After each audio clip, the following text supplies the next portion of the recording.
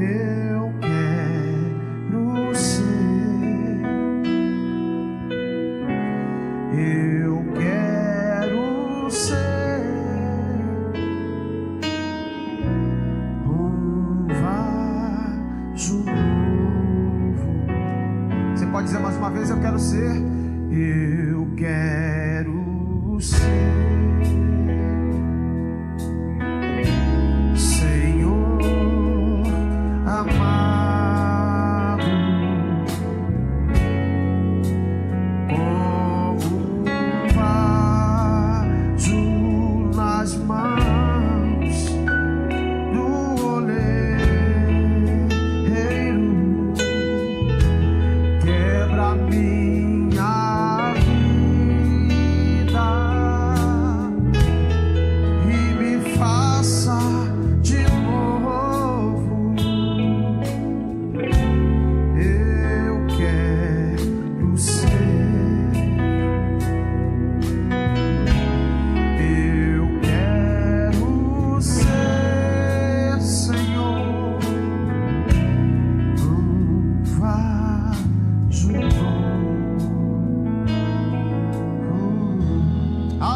A paz do Senhor Jesus.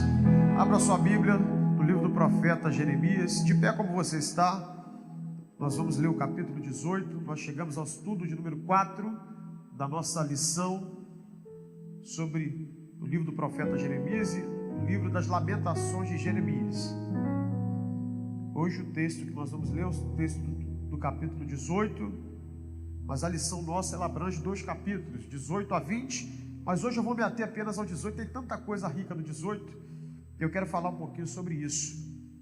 Antes de a gente partir para a leitura do texto, o título da lição diz: como barro nas mãos do oleiro. Texto áureo, versículo 6 do capítulo 18. Como barro na mão do oleiro, assim sois vós na minha mão, ó casa de Israel. Verdade prática sugerida: Deus molda o seu povo como oleiro, o barro, chamando à obediência e ao arrependimento. Certo? O texto sugerido é o texto do versículo 1 ao 23. Eu gostaria que você emprestasse a sua voz o mais alto que você puder, para a gente contagiar os irmãos que estão nos assistindo através da missionária Rede Boas Novas de televisão e também pelas nossas mídias sociais. Então empreste a sua voz o mais alto que você puder. Se você quiser, pode ler tanto na sua Bíblia, na sua versão, quanto na versão que está aparecendo aqui no telão. Se possível, colocar na Nova Almeida atualizada, que é que eu costumo ler com os irmãos aqui. Você pode ler no telão também. Vamos lá? 1, 2, 3. Palavra que foi dita a Jeremias da parte do Senhor: levanta-se e desça até a casa do oleiro, e lá você ouvirá as minhas palavras. Desci à casa do oleiro, e eis que ele estava trabalhando sobre a roda. Como o vaso que o oleiro fazia de barro se estragou nas suas mãos, ele tornou a fazer dele outro vaso, segundo bem lhe pareceu. Então a palavra do Senhor veio a mim dizendo: casa de Israel, será que não posso fazer com vocês como fez esse oleiro? Diz o Senhor: eis que como barro na mão do oleiro, assim são vocês na minha mão, ó casa de Israel.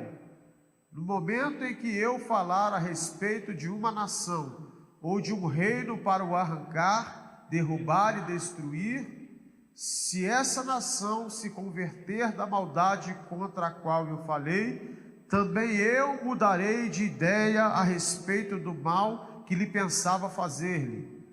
E no momento em que eu falar a respeito de uma nação ou de um reino para o edificar e plantar, se ele fizer o que é mal aos meus olhos e não obedecer à minha voz, então eu mudarei de ideia quanto ao bem que havia prometido fazer.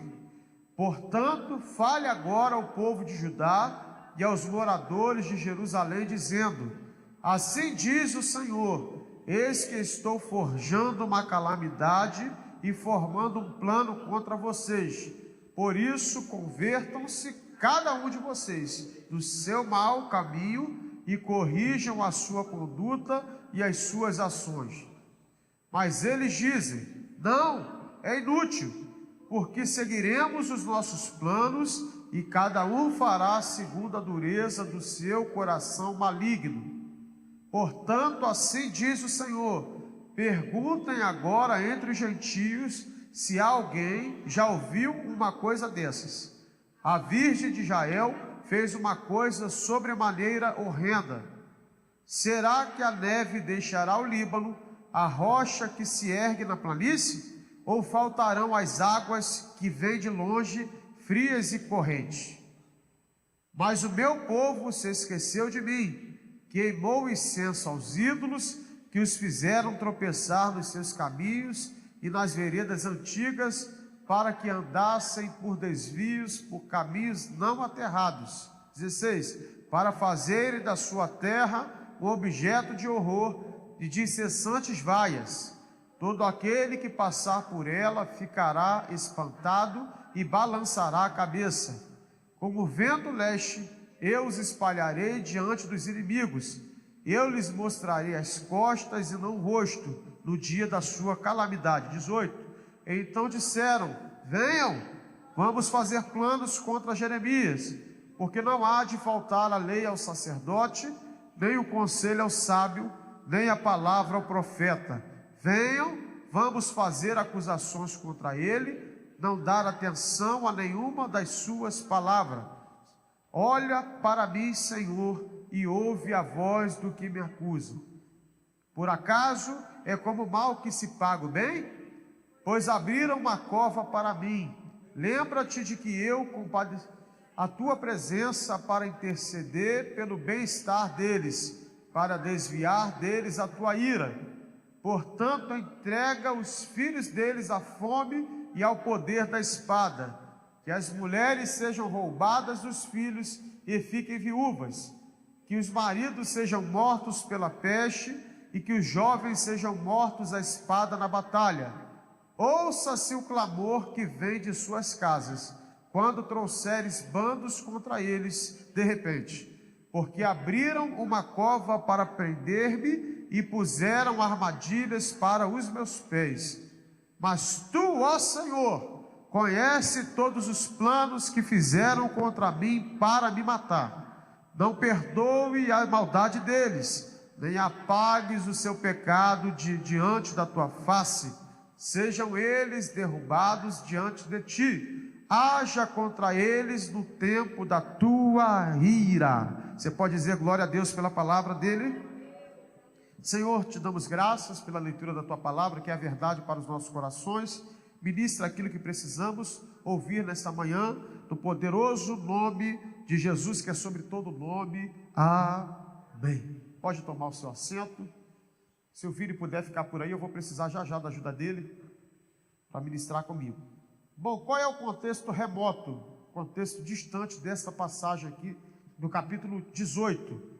Bom, as 10 tribos do norte, nessa altura do campeonato, chamado Israel, já tinham sido levadas cativas pelo poderoso Império Assírio. Isso acontece em 722 a.C. Só para refrescar um pouquinho a sua memória no contexto histórico, você lembra que depois da morte de Salomão, o grande rei Salomão, o reino é dividido, ele se divide, certo? Em reino do norte e reino do sul, ficando no reino do norte 10 tribos, chamada Israel, cuja capital era Samaria, e 2 tribos ficam ao sul, Judá e Benjamim, cuja capital é Jerusalém, chamado de Judá, cuja capital é Jerusalém. Nessa altura do campeonato aqui, o contexto remoto, o contexto um pouco mais distante, é que as tribos do norte, as 10 tribos do norte, as 10 tribos já haviam sido levadas cativas pela Assíria, em 722, certo? Qual é o contexto próximo dessa passagem aqui do capítulo 18? O reino do sul, que é o que restou, oscilava entre obediência e desobediência. É a trilogia do pecado. Você lembra? Eu sempre digo isso aqui. O povo estava cometendo apostasia, ou seja, abandono da fé em Cristo Jesus, a fé em Deus. Estava cometendo idolatria e também adultério. Trilogia do pecado. Então eles oscilavam. Quando um governante, quando um rei ascendia, e esse rei era piedoso, era temente a Deus, o povo prosperava, o povo era bem conduzido, o povo temia o Senhor. Agora, quando morria esse rei, e ascendia um rei que não temia o Senhor, que desobedecia ao Senhor, que não era fiel e leal ao Senhor, o que acontece? O povo também caminhava no mesmo sentido, certo? Por isso que a Bíblia diz que quando o justo governa, o que acontece? O povo se alegra, certo? Então o povo, você vê a importância de uma liderança, a importância de um governo, isso em todos os sentidos, tá? Tanto na questão governamental, quanto na questão organizacional também, dentro da igreja, a importância de uma liderança, certo? Se o líder conduz no caminho certo, o povo tende a ir pelo caminho certo também. Então, o contexto próximo aqui é que Judá alternava entre prosperidade e crise, entre vida piedosa e apostasia, certo? É nesse contexto próximo que as nuvens do juízo de Deus já começavam a se formar no horizonte, já era possível ver, no sentido figurado. Porque se a nação de Judá não se arrependesse, a gente leu isso aqui do texto agora, e não aprendesse a lição que havia acontecido já com o reino do norte, sofreria as mesmas consequências que as 10 tribos do norte sofreram nas mãos da Síria. Esse é o contexto próximo. Agora, qual é o contexto imediato dessa passagem que a gente leu? O contexto imediato é o que começa o texto aqui. Deus manda o profeta Jeremias descer à casa do olheiro, não para pregar um sermão, não para ministrar uma palavra, mas para fazer um sermão, para receber uma palavra, receber um sermão direto da parte de Deus. Quando ele chega na casa do olheiro, o que acontece? O olheiro está trabalhando nas rodas, está moldando um vaso. Texto bem conhecido, passagem muito conhecida da gente. Enquanto o olheiro está moldando esse vaso, está trabalhando nesse vaso, o que acontece? O vaso se estraga em sua mão, sim ou não, gente? É o que acontece. Só que, em vez do olheiro jogar aquele vaso defeituoso fora, no lixo, descartá-lo, o que acontece? Ele volta com esse mesmo vaso, amolece o vaso, amolda o vaso de novo e faz dele um vaso novo, conforme a sua vontade soberana e conforme a vontade soberana do olheiro. A pergunta é, aí Deus faz a pergunta aqui para Jeremias: não poderei eu fazer o mesmo, ó casa de Israel? Ele faz essa pergunta.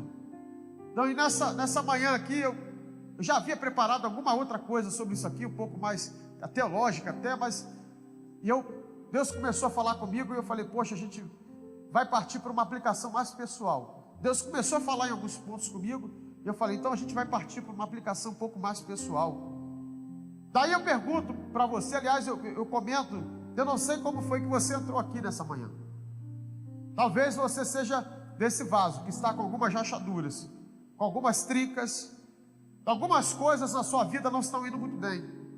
Alguma área da sua vida precisa de ajuste. Você está passando por algum problema e precisa ser resolvida essa questão. Mas eu quero dizer a você hoje, aqui nessa manhã, que Deus não desiste de você. Eu estou aqui para dizer que Deus não abre mão da sua vida, que Deus não está disposto a descartar você. O que Deus quer fazer de você nessa manhã aqui é um vaso novo, não de acordo com a sua vontade, mas de acordo com a sua vontade soberana, com o seu plano, com o seu propósito e com o seu querer. Como aquele hino que a gente canta, acho que do Marquinhos Gomes, eu não sei, mas a gente diz: Ele não desiste de você, Ele se importa com você, Ele compreende o seu caminhar, nunca vi amor tão grande. Sabe esse hino que a gente canta? É isso que Deus está dizendo para a gente aqui hoje, tão simples, nessa brisa suave. Ele está dizendo que Ele não desiste de você. Aleluia, você pode dizer glória a Deus por isso. Isso, depois só mais 2 tons aí, filho, que esse tom está baixo demais. Me ajuda aí. Aleluia. Então nós temos algumas lições aqui nessa passagem do capítulo 18. A primeira lição, quando a gente olha essa passagem, e logo nos vem à mente é a seguinte: que os homens e as mulheres, no sentido geral aqui, os homens estão sob o absoluto poder e autoridade de Deus. É a primeira lição. Não é você que controla a sua vida, o seu destino. Não é você que controla isso. Nós somos barros na mão do oleiro. Primeira lição: os homens estão sob o absoluto poder e autoridade de Deus. É Deus quem comanda a nossa vida, é Deus quem dirige a nossa história, é Deus quem comanda o nosso destino. Assim como o oleiro tem total autoridade sobre o barro, não é o barro quem determina, é o barro que determina para o oleiro como é que tem que ser feito, como tem que ser moldado. Não, o barro, ele é passivo, ele recebe a ação do oleiro, e Deus está dizendo assim: olha, assim é você na minha mão também. Nós somos dependentes do Senhor. Quem é dependente de Deus aqui? Isso, a sua vida está debaixo da autoridade de Deus, está debaixo do controle de Deus. Deus está nos reunindo aqui, são coisas simples, são princípios simples da palavra de Deus, mas que são muito valiosos. Nós estamos sob o absoluto poder e autoridade de Deus. É a primeira lição. Segunda lição que nos salta aos olhos aqui, quando a gente lê esse texto, é que nós não podemos dar significado à nossa própria vida. Isso aqui tem a ver com propósito. É por isso que tem muita gente que não está feliz. De vez em quando eu falo isso aqui. Tem gente que já alcançou tudo, tem gente que já alcançou boa posição no mercado de trabalho, já alcançou uma boa formação, tem casa própria, tem carro bacana, tem uma família até de certo modo estruturada, mas não é feliz. Por que não é feliz? Porque está longe do propósito de Deus, está longe da presença de Deus. Não tem como ser feliz longe da presença de Deus. O barro não tem capacidade de dar significado à sua própria realidade. Ou o olheiro forma o barro, ou o barro fica daquele mesmo jeito. De que jeito? Imóvel, amorfo, incapaz de fazer alguma coisa. É isso que Deus está dizendo para a gente aqui. Ou Deus age na nossa vida, ou nossa vida fica sem propósito, sem qualquer significado. A vida à parte de Deus, meu irmão, não tem propósito. É como barro no chão, sem beleza, sem propósito. Certo? Daí eu gostaria de refletir numa pergunta com vocês aqui. Quando é que o vaso se estraga nas mãos do oleiro? Será que você pode responder essa pergunta? Quando é que o vaso se estraga nas mãos do oleiro? Primeiro, temos várias situações. Uma delas é quando, por exemplo, o vaso mostra algum tipo de rachadura. Eu falei sobre isso aqui, algum defeito. Porque o vaso, qual é a utilidade de um vaso, gente? O vaso é para quê, gente? Colocar líquido dentro, não é isso? O vaso tem que reter o líquido que é posto dentro dele, sim ou não, gente? Se o vaso estiver rachado, ele tem utilidade, sim ou não? Não, não tem utilidade. Ele perde o seu valor, perde a sua utilidade, certo? Então, quando é que o vaso se estraga nas mãos do oleiro? Por exemplo, quando nas mãos do oleiro ele tem algum tipo de rachadura, rachadura no caráter, rachadura na vida pessoal, rachadura na vida conjugal, na vida familiar, até mesmo na vida profissional. O vaso pode ter algum tipo de rachadura. Talvez você que entrou aqui por essas portas hoje está vivendo esse momento da vida com algum tipo de rachadura, com algum tipo de problema. Mas Deus nos reuniu aqui para dizer que seja qual for a sua dor, seja qual for a minha dor, Deus tem remédio para essa dor, Deus tem solução. Seja qual for o problema, Deus tem solução para esse problema. Eu não sei se esse hino é conhecido, mas tem um hino bem antigo, pastor Nedes, que dizia o seguinte, cantava lá na Pavuna quando eu era criança, mas as irmãs cantavam no círculo de oração esse hino aqui: Deus resolve o seu problema, Deus resolve o seu problema, na terra, no céu ou no mar, nunca houve, não há problemas para Deus. Eu vi aqui que o pastor Roberto conhece, mais alguém conhece aqui esse hino? Mais gente conhece, Kleber conhece também, né? Isso, as irmãs cantavam lá quando eu era criança. Elas já entendiam isso, que seja qual for o problema, seja qual for a situação, Deus tem solução para essa situação. Aleluia! O mundo que a gente vive descarta pessoas. Aliás, depois da cultura do descartável, que eu não me lembro exatamente agora em que foi o ano em que começaram a entrar os descartáveis no mundo, depois da cultura do descartável, até o ser humano passou a ser descartável também. Não presta, não tem mais jeito, já investi de tudo, já fiz de tudo nele, não deu jeito, o que a gente faz? Descarta, dá uma bicuda e joga fora, joga lá fora. Mas Deus não faz isso. Deus é especialista em trabalhar em vasos rachados, vasos problemáticos. Aleluia! Isso é maravilhoso demais. É simples, pastor, eu sei que é simples, mas é uma verdade tão maravilhosa, tão gostosa da gente entender, que Deus é um Deus que não nos descarta, que é um Deus que acredita na gente. Então, quando é que o vaso se quebra nas mãos do oleiro? Quando ele mostra algum tipo de rachadura. Também, quando o vaso resiste à ação do oleiro. É possível o vaso resistir também à ação do oleiro. Tem vaso que de vez em quando na caminhada cristã dá uma resistida também. O oleiro está trabalhando, dando forma, está moldando, e de repente aquele vaso deixa de se conformar com o trabalho que o oleiro está fazendo. Isso acontece na vida da gente, no decorrer da caminhada cristã. E às vezes nós somos resistentes à voz de Deus, recalcitrantes, duros de coração, como a Bíblia chama de dura cerviz. E Deus está nos moldando. E Deus nos trouxe aqui para dizer: deixa Deus trabalhar na sua vida, meu irmão. Deixa Deus trabalhar na sua vida. Deixa Deus trabalhar na sua história. A pergunta é: você vai resistir ou vai se derramar na presença dele aqui nessa manhã? Será que o oleiro pode continuar trabalhando na sua vida? Ou às vezes o oleiro começa a trabalhar na vida de alguém que a gente ama e a gente quer colocar o dedo, sim ou não? Mas Deus nos reuniu para dizer que deixa Deus trabalhar. Deixa o oleiro trabalhar. É melhor cair nas mãos de Deus. Deixa Deus trabalhar. Deixa Deus moldar. Deus está preparando um futuro excelente, um destino excelente, né, para esse vaso que está sendo trabalhado. Aleluia! É como aquele hino da harpa que a gente canta. A minha alma lava, Salvador, no teu sangue puro carmesim. Minha vida toma para ser Senhor. Tua, é tua, para sempre sim. Você pode dizer isso nessa manhã. Senhor, pode trabalhar, fique à vontade. Tem gente que tem medo de dizer isso: não vou fazer isso, não vou falar isso, que Deus vai me provar. Não, mas se o oleiro tiver que trabalhar, ele vai trabalhar, meu irmão. Sei que você cantando ou não cantando. Eu te digo: não, vou cantar aquela música, que essa música é prova pura. Eu vi esses dias alguém falando isso para mim. O louvor que estava cantando, como é que é aquela do Jó, né? Não tem acho que é Midian Lima, né? Canta o Jó. Jó, quando pode ainda. Tem essa daí do Jó, né? Aí alguém falou para mim assim: eu não canto essa música não, que se cantar essa música aí eu vou ser provado. Meu irmão, se Deus tiver que trabalhar, Ele vai trabalhar, você cantando ou não cantando. Hã? Isso aí para mim é superstição. Crente supersticioso. Certo? Então quando é que o vaso se estraga nas mãos do oleiro?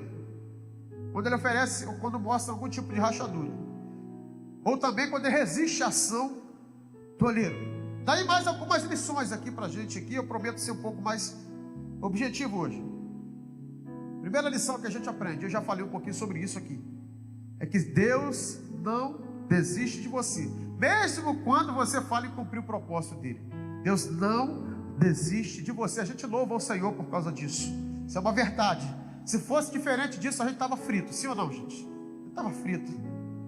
Daí eu pergunto: você duvida que Deus tem sido paciente com você? Pergunta retórica para você pensar. Você duvida que Deus tem perdoado você reiteradas vezes? Você duvida que Deus tem perdoado você mesmo quando na virada do ano de 2024 para 2025, ou aqui no culto da virada, em qualquer outro lugar onde você estava, você prometeu, fez planos? É o dia que a gente faz planos. A gente fala que aquele ano a gente vai buscar mais ao Senhor, aquele ano a gente vai ler mais a Bíblia. Se a gente não leu a Bíblia toda, a gente vai ler.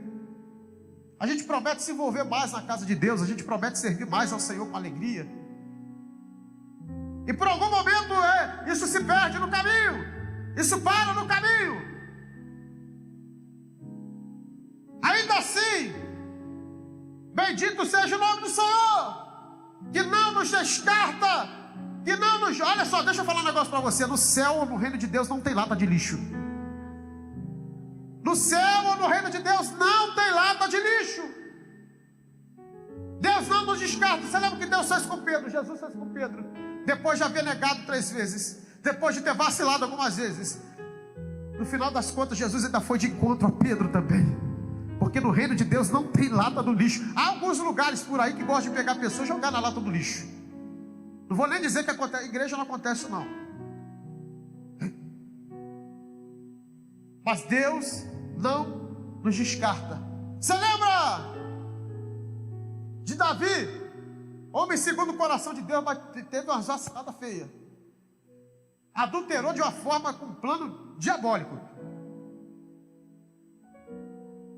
Pecou com a mulher de Urias. Para que o pecado não viesse à tona, você lembra disso? Ele botou Urias na guerra ainda, para morrer na batalha. Arquitetou um negócio.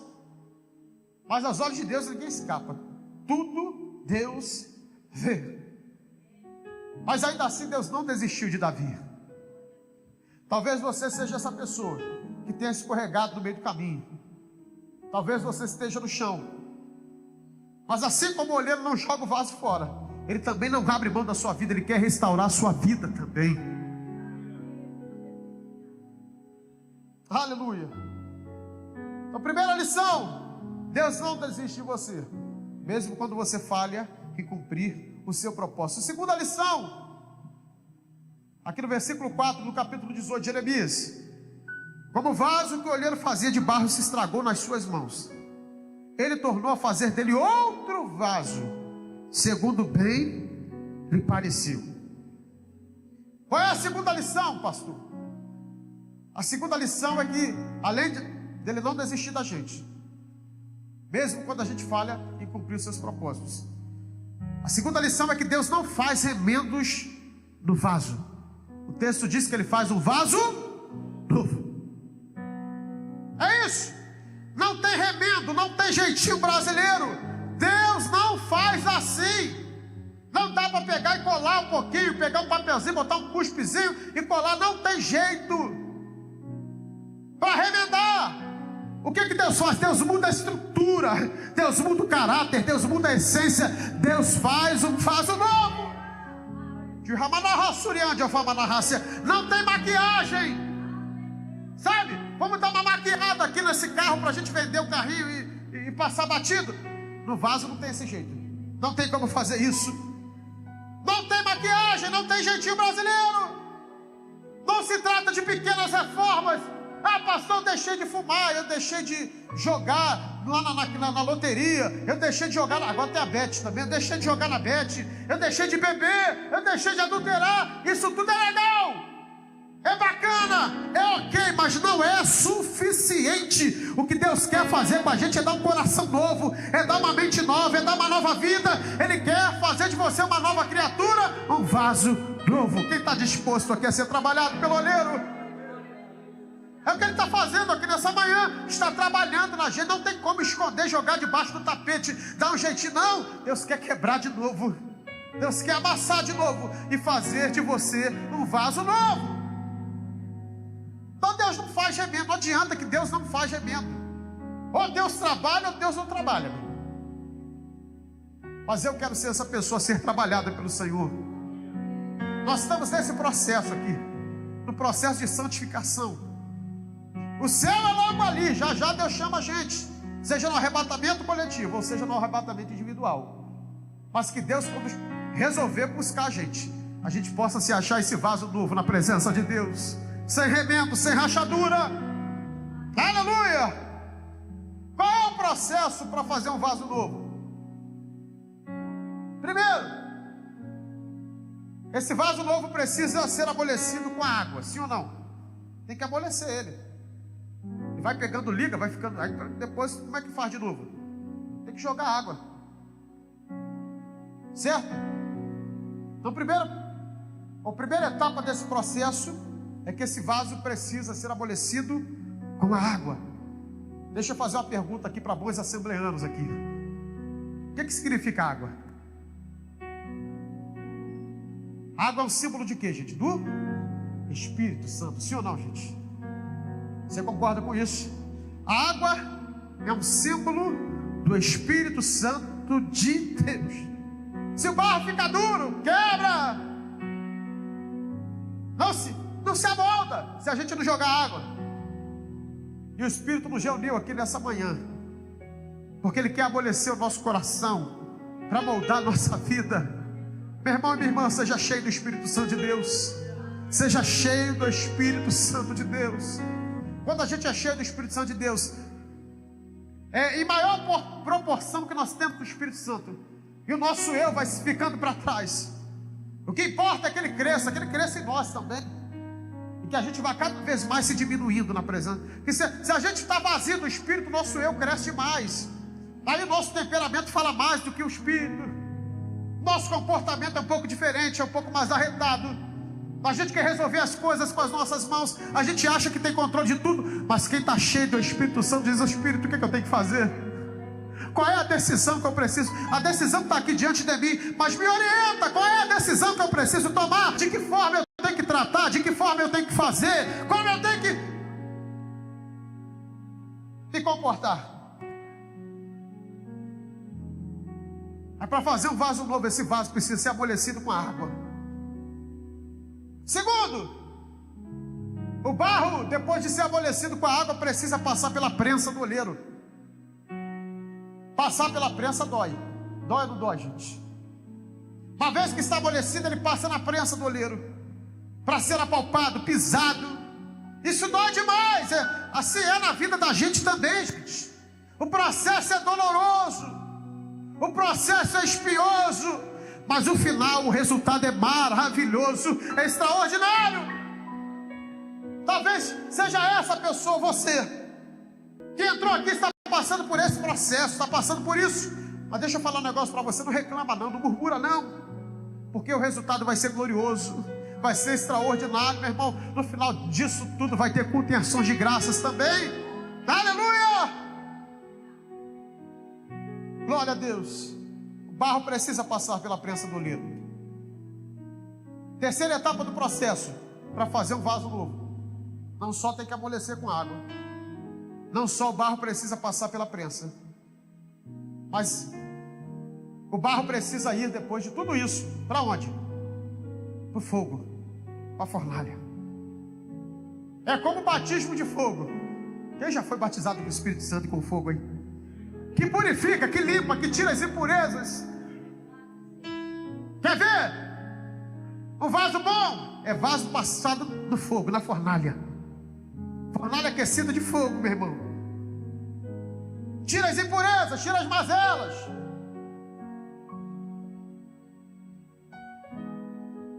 E hoje Deus está levando a gente para essa fornalha. Vi pouca gente da glória a Deus, e amém. Ninguém quis concordar com isso. Mas Ele está levando a gente para a fornalha, não para acabar com a gente, não para que a gente morra e pereça, mas para no final das contas nos tornar vasos úteis na presença de Deus. Aleluia! Glória a Deus! Última lição para a gente já acabar. Nesse texto tão precioso. Mas Deus não faz de vocês segundo o teu querer, segundo a tua vontade, a nossa vontade. Não! Fazer um vaso novo é fazer segundo o querer dele, segundo a vontade dele. Faço de novo essa pergunta aqui: é o vaso que manda no oleiro, ou é o oleiro que manda no vaso? É o oleiro que manda no vaso, sim ou não, gente? Por que ele manda no? Porque ele sabe de tudo. Ele tem o melhor para nós, certo? Ele quer o seu bem ou o seu mal? Ele quer o seu bem, é como um pai, um filho. O pai já tem experiência demais para poder conduzir o filho em sabedoria, certo? E às vezes ele precisa ficar reforçando isso. Eu digo que isso aqui, de vez em quando eu falo isso, que educação é repetição. Todo dia eu chego na garagem lá de casa, do condomínio. A minha vaga é subterrânea. Só que é logo assim que você desce assim, a rampa de acesso ao subterrâneo, a minha vaga é uma das primeiras, é a vaga 5, ou seja, na pista principal ali da garagem. Ou seja, tem muito movimento de carro. certo? O carro pega a rampa ali, é 10 km por hora que pode andar ali dentro. Mas os carros aproveitam, pega a rampa assim, parece que não tem filho. Aí desce e vai embora, pega o impulso e quer andar. Todo dia eu tenho que dizer para as crianças, quando descem do carro, quando eu chego da igreja, quando eu chego de qualquer outro lugar, eu vou abrir a porta do carro, porque a porta é trancada por dentro, por causa das crianças. Eu tenho que dizer para eles: Luísa, Gustavo e Guilherme. A Luísa já está malzinha, já entende mais. Não corre para atravessar, para a gente chegar no elevador. Não corre, porque os carros passam correndo aqui. Gente, eu já estou fazendo isso desde que eu fui morar lá. E pasmem vocês, até hoje o Gustavo e o Guilherme não entenderam muito bem. O Guilherme desce do carro e ele quer dar um pinote, ele quer atravessar correndo, não importa se não está vindo o carro, não está vindo. Mas por que o pai guia o filho? Porque o pai sabe, o pai conhece. Um dia a gente aprendeu também, sim ou não, gente? A gente tem experiência. E a gente conhece todos os desdobramentos, a gente sabe tudo que pode acontecer, sim ou não, gente? A gente já está olhando lá na frente, de vez em quando passa um flash na cabeça de um pai. Já fica desesperado, pensando no carro pegando a criança, sim ou não? E a gente já sabe de tudo que pode acontecer pela frente. E assim mesmo é Deus. Por isso que Ele não molda a gente como a gente quer. Que se a gente for se basear pelo nosso coração, a gente tem uma tendência muito grande a falhar, a errar, a se decepcionar. Lembra de um ditado? Esse acho que não está na Bíblia não. Tá? Esse está no livro da mamãe lá, Maria Marta, o livro. Está no capítulo 2. Mamãe sempre dizia: meu filho, nem tudo que reluz é ouro. Quem já ouviu essa frase? E às vezes eu chegava impressionado em casa, fascinado, quando era jovem, criança. Ô mamãe, você precisa ir para mãe ouvir. É mesmo, filho? Que legal. Meu filho, nem tudo que reluz é ouro. É como se ela estivesse vendo alguma coisa lá na frente que ia acontecer. Que Deus dá isso para pai e para mãe. Dá ou não dá, gente? Estava vendo alguma coisa lá. Eu falei: meu filho, cuidado com as aparências. As aparências enganam. Só quem conhece o som do coração e a mente humana é o Senhor Jesus. Aí mamãe dizia: meu filho, bom é aproximarmos do Senhor Jesus. Quanto mais próximo dele, mais discernimento Ele vai dando para a gente. Mais Ele vai nos orientando, mais Ele vai nos guiando, nos capacitando. Filho, você já consultou o Espírito Santo de Deus para ver se Deus está no negócio? Você já consultou a Deus? Eu lembro que uma vez eu estava fazendo um concurso público. E Deus já tinha falado qual era a porta que eu ia entrar. Aí Deus veio falando assim: qual porta você vai entrar? Mas eu falei: eu não quero. Até a última gota eu resisti para não entrar nessa porta. E eu falei: vou fazer um concurso melhor para outro lugar. E não tem problema nenhum, a gente tem que fazer mesmo. Mas naquele momento Deus tinha aquela porta para mim. Era uma porta para entrar por baixo. E eu falei: eu não quero, eu quero entrar por cima. Ninguém quer entrar por baixo. Sei não, gente. Vamos ser sinceros. Quem quer que eu entrar por baixo aqui? Ninguém. Aí a mamãe falou: meu filho, mas tu já passou na outra, já está tudo certo, já está tudo. Eu falei: mano, mas no último momento, se eu achar que vai dar, eu nem vou na outra. Eu abandono e acabou. Aí eu lembro que quando eu acordei cedo para fazer esse concurso, ela: meu filho, você já pediu direção de Deus. Está faltando alguns dias para você viajar, para você marcar para o lugar, para a porta que Deus abriu. Porque ela sabia que eu estava na tendência a não ir. Tudo comprado, mal arrumada. Eu falei: pede orientação a Deus. E ela vinha falando isso comigo durante a semana. Quando eu acordei, ela olhou para mim assim, com aquele olhar assim de tristeza. Ela falou: meu filho, olha, eu posso não aprovar, mas eu te apoio. É aquela coisa de mãe. Ela falou essa frase: eu não aprovo, mas te apoio. Quero melhor para a sua vida, quero que você se dê bem mesmo, quero que Deus te abençoe. Mas ela disse o seguinte: olha, mas não leva a mal que a mamãe vai dizer não, mas o Espírito de Deus falou que você não vai entrar nessa porta que você vai fazer a prova hoje. Eu falei: poxa, mãe, podia guardar para depois, né? Depois você fala comigo, depois que eu fizer a prova. Mas eu fui com aquilo. Resultado: não passei. Tomei um chicote. E mamãe sempre dizia: meu filho, Deus tem o melhor para você. Deus tem preparando algo para você. Você está achando que é bom agora para você, lá na frente você pode quebrar a cara, meu filho. Melhor coisa que tem ainda é melhor entrar por baixo, mas sabendo que a mão de Deus está sobre você, do que entrar por cima e você se arrebentar lá na frente. Alguns anos depois, quase 20 anos depois, eu vejo que foi uma das melhores decisões da minha vida. Ter seguido o projeto de Deus, o plano de Deus para a minha vida. Coisas que eu não entendi naquela época, que hoje a gente entende melhor também. E às vezes a gente não entende o querer de Deus, o propósito de Deus. Estou falando de vida aqui. É o que a gente vive. Deixar a teologia um pouquinho de lado, vamos falar da gente aqui do dia a dia. É isso que acontece com a gente. É melhor a porta pequena, mas Deus está conduzindo tudo, Deus no controle de tudo, que a porta grande a gente se arrebentando. Sabia? E uma vez, para confirmar, eu queria entrar como oficial das Forças Armadas. Aí eu lembro como Deus usou um oficial, que era da minha igreja, e falou assim para mim: meu irmão, eu falei, ele vai me incentivar, né? Já que eu estou perdendo em casa, eu falei, ele vai me dar uma força.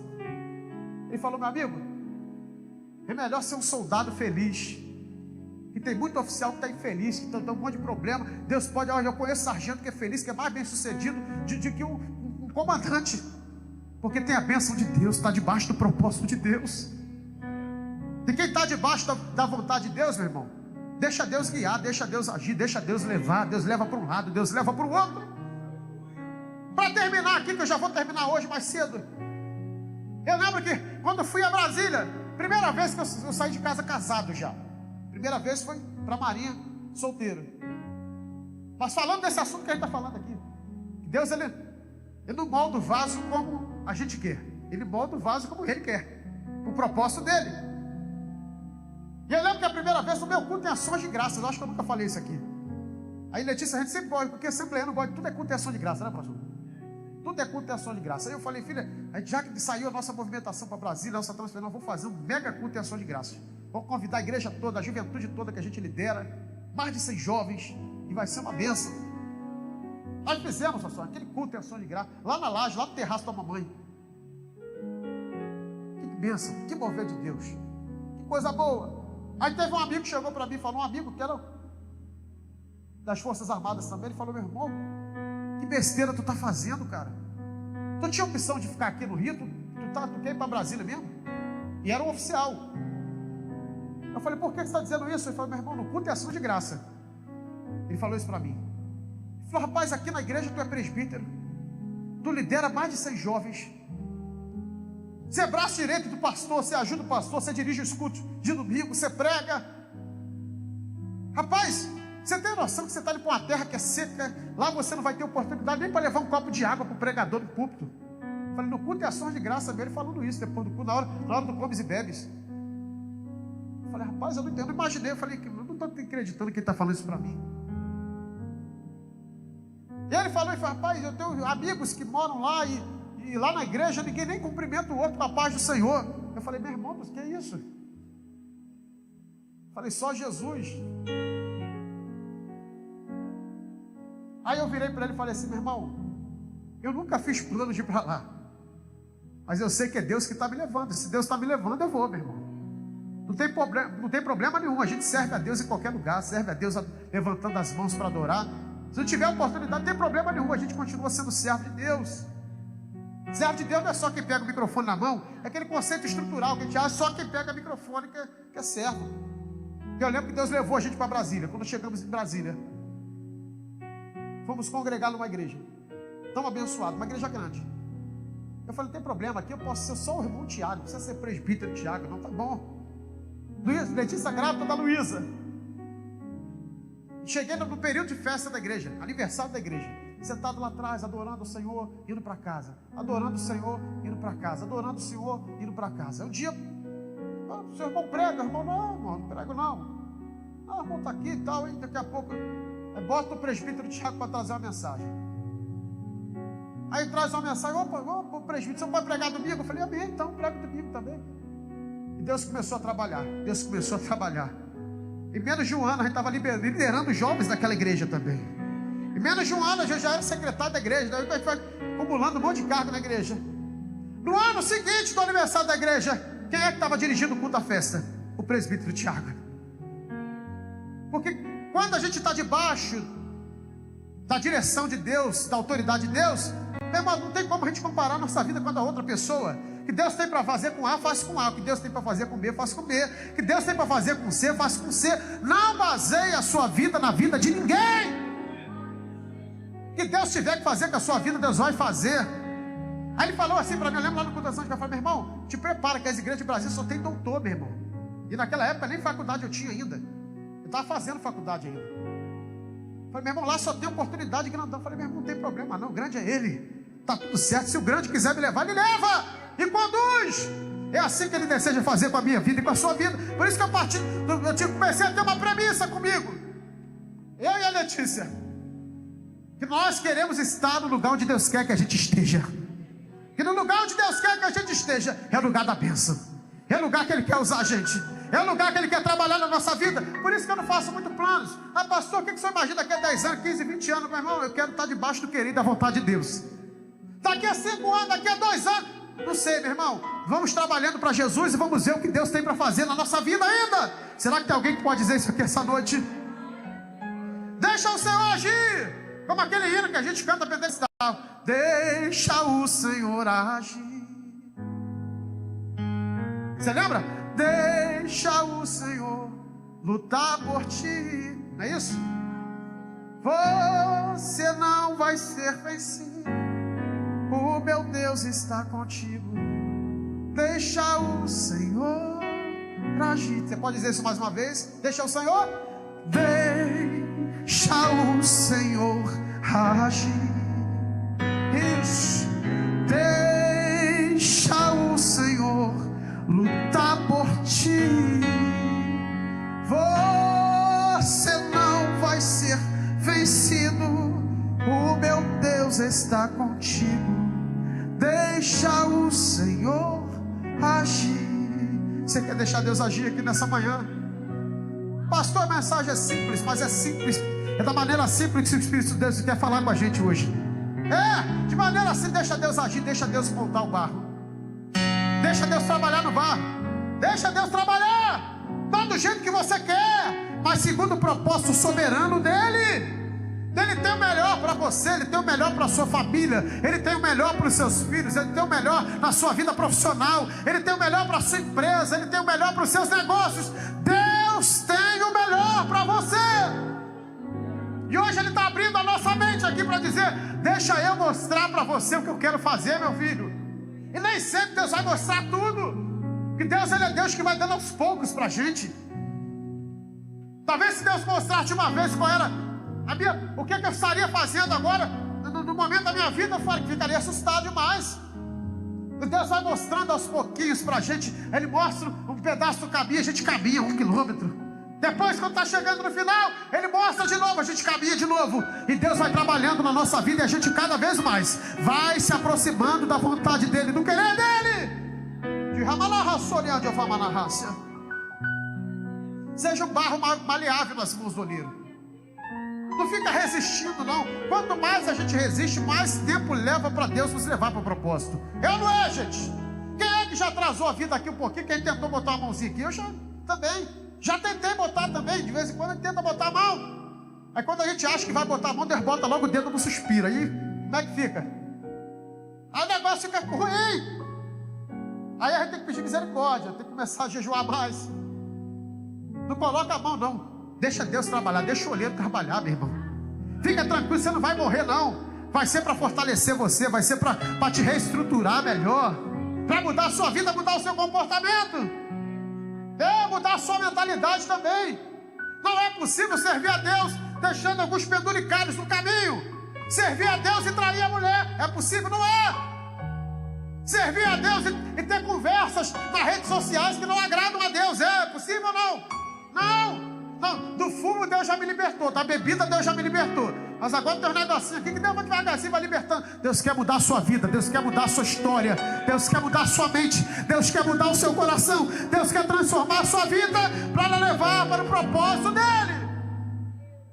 Seja sensível à voz do Espírito Santo de Deus. Seja cheio do Espírito Santo de Deus. Seja cheio do Espírito Santo de Deus. Seja cheio do Espírito Santo de Deus. Eu gostaria que você ficasse de pé, que eu quero orar por você. Aliás, orar com você. Para que Deus nos ajude, para que Deus segure na nossa mão, para que Deus, se preciso for, nos pegue no colo e nos leve até o lugar de destino. Vamos orar ao Senhor. Eu gostaria que você baixasse a sua cabeça nesse momento, que você começasse a clamar ao Senhor. Você sabe aquilo que precisa ser mudado em você. Você sabe aquilo que precisa ser transformado em você. Mas hoje o rio do Espírito está passando aqui nesse lugar. Se você pudesse contemplar o rio do Espírito de Deus que está passando aqui nesse lugar, para lavar as feridas da alma, para lavar aquilo que está sujo, aquilo que está empoeirado, o rio do Espírito de Deus está passando aqui neste lugar.